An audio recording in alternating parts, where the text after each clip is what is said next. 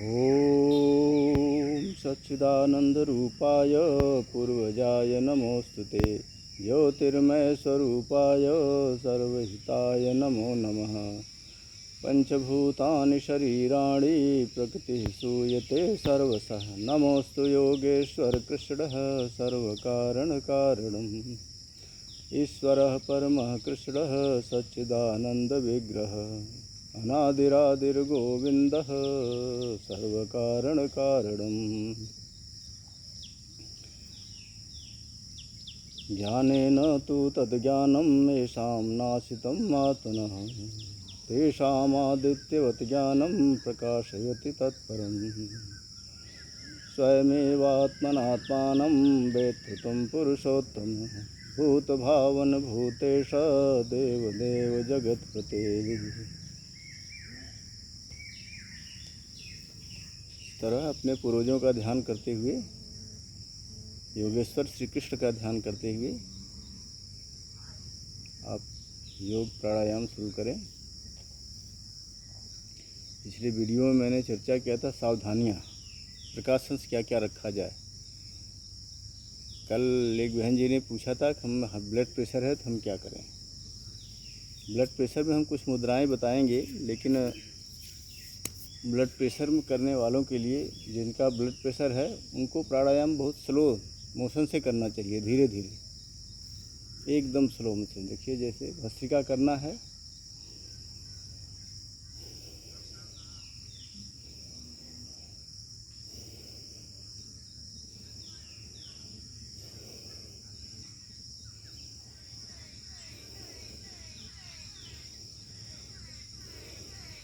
इस तरह से एकदम धीमे धीमे करिए। गहरा सांस लीजिए, गहरा छोड़िए, ऐसे मत करिए।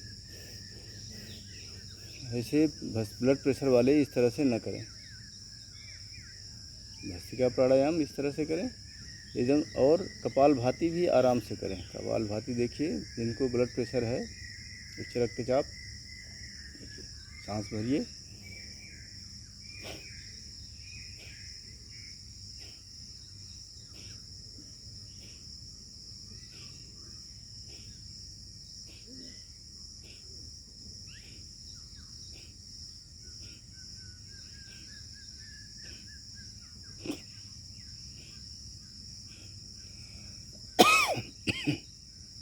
इस तरह से आप धीरे धीरे करें। एक स्ट्रोक जो है धीरे धीरे, आप एकदम से ऐसे नहीं करना चाहिए। अब एकदम से आराम से करिए।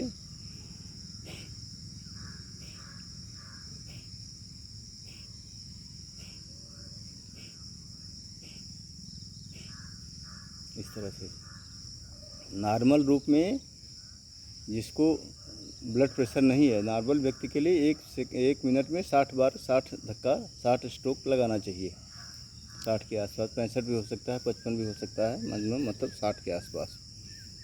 लेकिन जिसके पास उच्च रक्तचाप है, उसको 25-30 स्ट्रोक बहुत सफिशिएंट है। आप इस तरह से, तो एक मिनट में 25-30 होगा आपका। तो इस तरह से जब से आपका उच्च रक्तचाप कंट्रोल आए, आप दवा मत बंद, एकाएक मत बंद करिए आप लोग। तो जिसका नॉर्मल होता जाए धीरे धीरे, तो आप गति बढ़ा सकते हैं। लेकिन उच्च रक्तचाप वाले 25-30 स्ट्रोक से ही करें। 20-25-30 स्ट्रोक एक मिनट में करें। और निम्न रक्तचाप वाले 60 से ज़्यादा भी बढ़ा सकते हैं। जो इसका लो ब्लड प्रेशर है, वो लोग ज़्यादा भी कर सकते हैं। 60 से ज़्यादा आवृत्ति, एक फ्रिक्वेंसी जो है, इस कपालभाति की फ्रिक्वेंसी स्ट्रोक, ये 60 से ज़्यादा भी कर सकते हैं। लेकिन उच्च रक्तचाप वाले 25-30 ही करें, आराम से करें। दूसरी तरह से अनुलोम विलोम प्राणायाम भी आराम से करें। देखिए जैसे मैं बता रहा हूँ, सबसे अच्छा तो है वायु मुद्रा में करें। ये वायु मुद्रा है, वैसे किसी भी मुद्रा में आप कर सकते हैं अपनी इच्छा अनुसार, लेकिन वायु मुद्रा में सबसे अच्छा है।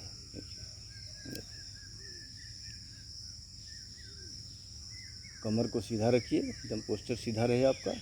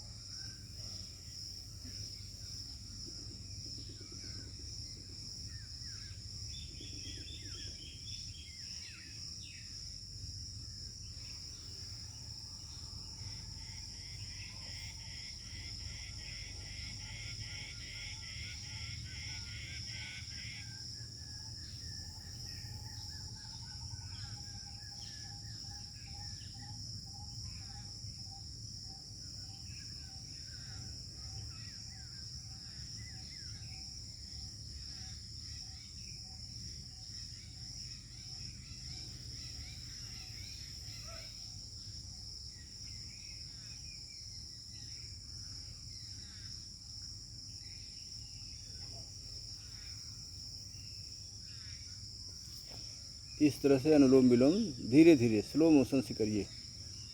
आप गहरा सांस लीजिए, गहरा छोड़िए, बीच में रुकिए।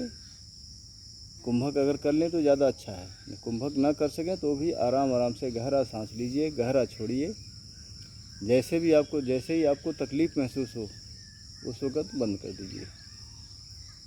अनुलोम विलोम में, कपालभाति में जैसे आपको महसूस हो कि हमें दिक्कत हो रही है, हमें तकलीफ़ हो रहा है, उस हिसाब से आप उसमें स्टॉप कर दिए, बंद कर दिए। बाईं नासिका से सांस छोड़ते हुए आप इसको बंद करिए, अनुलोम विलोम को बंद करिए। और भ्रामरी उद्गीत प्राणायाम ज़रूर करिए। इसके बाद जितनी बार आप कर सकें भस्त्रिका, कपालभाति, अनुलोम विलोम और भ्रामरी प्राणायाम, उद्गीत प्राणायाम ज़रूर करें। कि भ्रामरी प्राणायाम आप ज़्यादा भी कर सकते हैं। देखिए, एक माथे पर उंगली लगाइए, दूसरी से नासिका आँखों के बीच में जो जोड़ है उस पर रखिए, कानों को बंद करिए अंगूठे से ऐसे।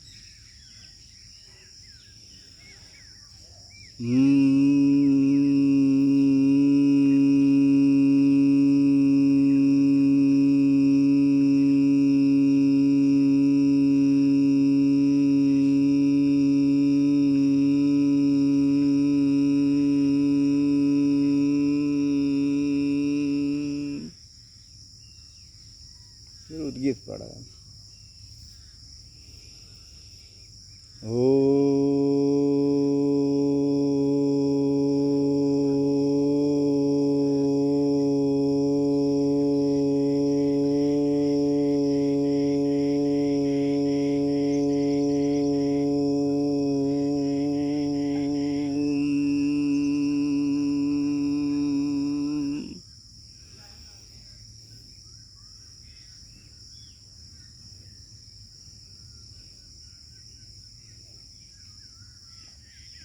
इस तरह से उद्गीत प्राणायाम और भ्रामरी प्राणायाम 3 से 5 बार ज़रूर करिए। हमने एक बार किया है आपको दिखाने के लिए। 3 बार कम से कम, 5 बार, 3 बार, 5 बार, 7 बार करिए भ्रामरी प्राणायाम और उतने ही बार उद्गीत प्राणायाम करिए। उसके बाद शांति पाठ, गायत्री मंत्र शांति पाठ से आप योग सत्र का समापन करिए। तो इस तरह से आप अपने शरीर का संतुलन बना सकते हैं। 5 प्राणायाम जरूर करिए, भस्त्रिका, कपालभाति, अनुलोम विलोम, भ्रामरी, उद्गीत। इसके बाद जब आपको महसूस हो, आप ठीक हो जाएं, तो आप बढ़ा सकते हैं और प्राणायाम भी कर सकते हैं। नहीं तो ये ज़रूर करिए, अग्निसार प्राणायाम, बाह्य प्राणायाम, ये सब आप बाद में करिएगा।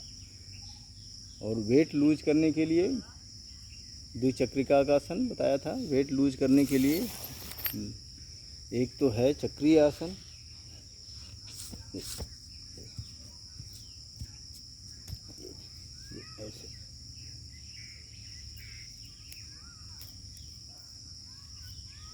अंगूठा आपका नहीं छूता है, ये अंगूठा नहीं छूता है तो कोशिश करिए। और ये चक्रीय आसन, आटा पीसी, पीछे जाइए तो हाथ सीधा रखिए,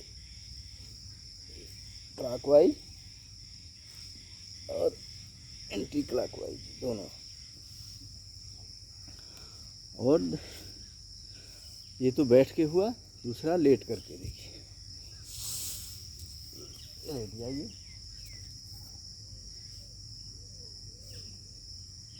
लेट के देखिए, पादवृत्तासन, पादवृत्तासन ऐसे क्लॉकवाइज एंटी क्लॉकवाइज दोनों पैरों।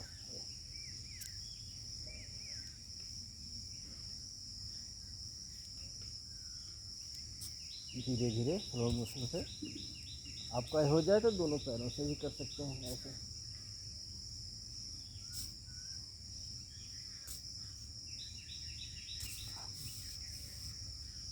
ये था पादवृत्तासन, ये था पादवृत्तासन। अपने पैरों को वृत्ताकार घुमाइए सर्किल में ऐसे, दोनों पैरों के एक साथ, एक एक पैर को बारी बारी से करिए। द्विचक्रिका का आसन बताते हैं, इसको साइकिलिंग भी बोलते हैं लोग। द्विचक्रिका का आसन देखिए,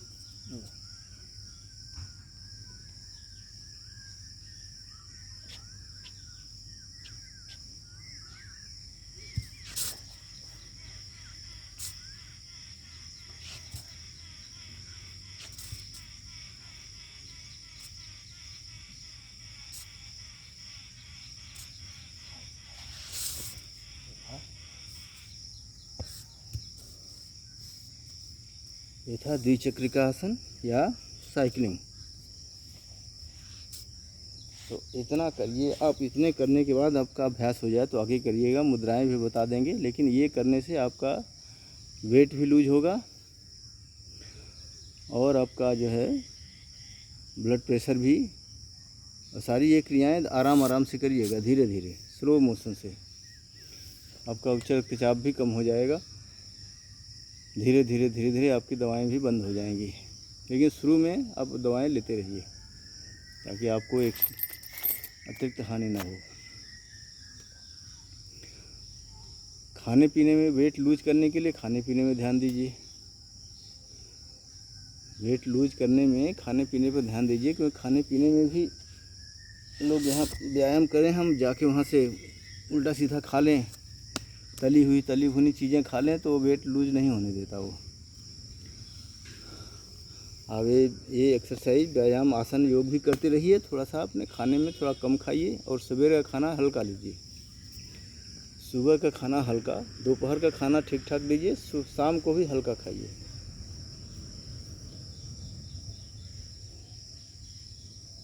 सुबह का खाना, सुबह जो नाश्ते में लेते हैं ब्रेकफास्ट, फास्ट को ब्रेक करने के लिए हल्का लीजिए। फलाहार लीजिए तो ज़्यादा है, राशि लीजिए तो बहुत कम लीजिए। अन्न राशि लीजिए तो बहुत कम लीजिए, न फलाहार लीजिए तो ज़्यादा अच्छा है। खाली पेट चाय मत पीजिए, खाली पेट चाय नहीं पीना है, कुछ लेके ही पीजिए, अन्न राशि लेके ही पीजिए। और दोपहर का भान ठीक ठाक करिए, ज़्यादा हेवी भोजन मत करिए और गरिष्ठ चीज़ों को मत खाइए। और शाम का भोजन भी हल्का लीजिए। तो आपका जो है वज़न इसमें कंट्रोल में रहेगा। आपका वज़न जो बढ़ा हुआ है, अतिरिक्त वज़न आपका कम हो जाएगा, चर्बी आपकी कम होगी। केवल खाना त्याग देने से ही वज़न कम होना ठीक नहीं है। आप योग एक्सरसाइज भी करते रहिए, खाने को भी थोड़ा कंट्रोल करिए, तब आपका जो है वज़न कंट्रोल रहेगा, आपकी शरीर भी ठीक रहेगी। नहीं तो कमज़ोरी बहुत आ जाएगी। केवल खाना खाने से आप वज़न कंट्रोल करना चाहेंगे, कम तो हो जाएगा, लेकिन आपको इतनी कमज़ोरी आ जाएगी आप चल फिर नहीं पाएंगे। आपको लगेगा कि हमें जो है शरीर हमारा काम ही नहीं कर रहा। इसलिए भोजन में थोड़ा सा हल्कापन करिए, भारी चीज़ों को मत खाइए। सुबह हल्का, अन्न राशि न लें तो ज़्यादा अच्छा है, फलाहार करें। और दोपहर को भोजन नियमित लें उचित तरीके से, शाम का भोजन हल्का। इस वीडियो में इतना ही। अगर आपको और भी कुछ पूछना हो तो प्रश्न करिएगा फिर।